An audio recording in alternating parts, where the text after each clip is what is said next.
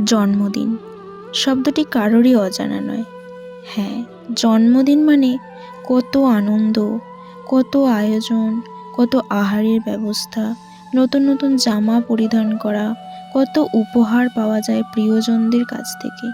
WhatsApp, ফেসবুকে কত birthday wish, কত স্ট্যাটাস, তাই না? কিন্তু সবার জীবনে কি এই জন্মদিনটা আনন্দের হয়? সবাই কি ভালো মন্দ খাবারের আয়োজন করতে পারে? নতুন জামা কি সবাই কিনতে পারে জন্মদিনে পরিধান করার জন্য? সবাই কি হোয়াটসঅ্যাপ, ফেসবুকে উইশ পায় জন্মদিনের? না, সবাই উইশ পায় না, সবাই গিফট পায় না। উপহারটাই কি জন্মদিনের সব কিছু? উপহার ছাড়া কি জন্মদিনে আর কিছু দেওয়া যায় না? আশীর্বাদ, ভালোবাসা, স্নেহ, এগুলো কি দেওয়া যায় না? জন্মদিনের উপহার দেওয়াটা বড় কথা নয়, জন্মদিন মনে রাখাটা একটা বড় উপহার, যে উপহার সবাই পায় না। নমস্কার বন্ধুরা, আমি সুপর্ণা। আমার একটা নতুন ব্লগ ভিডিওতে তোমাদের সবাইকে স্বাগত জানাই।